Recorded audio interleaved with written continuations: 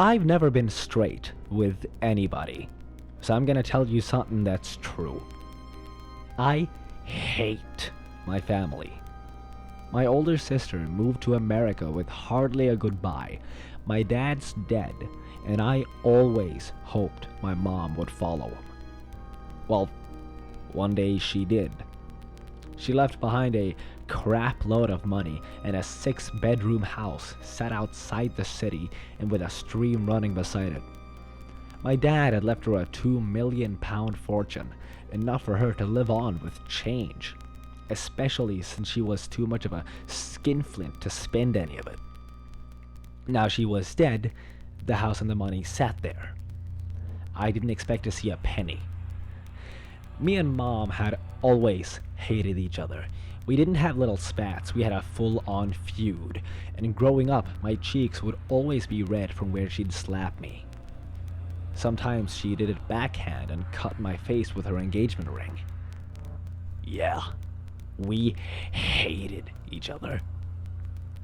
It never got better when I matured, and she didn't mellow with old age. She just got more and more spiteful. By the time she died, we'd gone 5 years, 6 months, and 3 days without speaking. To some extent, I sympathized with her. She had had a hard life. My dad spent 4 nights a week out of the marital bed and used to call her ugly and wouldn't let her have self-esteem. It was a depressing marriage. And then there was my younger sister. She was 10 years my junior, and from the moment she was born, she was the favorite, always getting the hugs Mom never gave me. I don't want to whine, but I resented it, and I was cruel to her. Call it my mother's side getting true. That changed when my sister had her accident. She fell 20 feet out of a maple tree and thumped her head on the floor. They said when they found her, blood trickled out of her ears and she was already comatose. She's never woken up. I told you I didn't expect a penny from the will, so you can imagine my surprise when our family lawyer told me I was the sole heir. Yeah, he was surprised too. £2 million in a 6-bedroom house were mine, but on one condition. I had to move in and become my sister's sole carer. Caring for a coma victim isn't hard, to be honest. You just have to listen out for irregular beeps on the machines they have her hooked up to. She had nurses who came once a day to check on everything, so I didn't have to do a thing, and I was a millionaire for it. But I hated being in the same house as her. I mean, she's my sister and all, but after so long in a coma, you're already dead. That, coupled up with how she looked, I mean, I couldn't see her as my sister. She was a woman, technically, but she never developed. She was more like a freakishly tall child. Her bones stuck out, her skin was gray, and her face had the absent look of a corpse. At the beginning, it was unnerving sleeping in the room next door to her. I'd lie in bed trying to sleep, but all I could think about was her on the other side of the wall, immobile and mute. One night, she scared the hell out of me. I was stretched on my bed, lights off, the house as silent as ever. I heard a bang from my sister's room and something clattered to the floor. I thought she'd fallen out of bed, like maybe the nurse had left her in a funny position. I'd ran in her room, but she was laid down like always, face staring absently at the ceiling. On the other side of the room, a photo frame was on the floor. A few nights later, the nurse called in sick, so I checked on my sister myself. I made sure she was nowhere near the edge of the bed.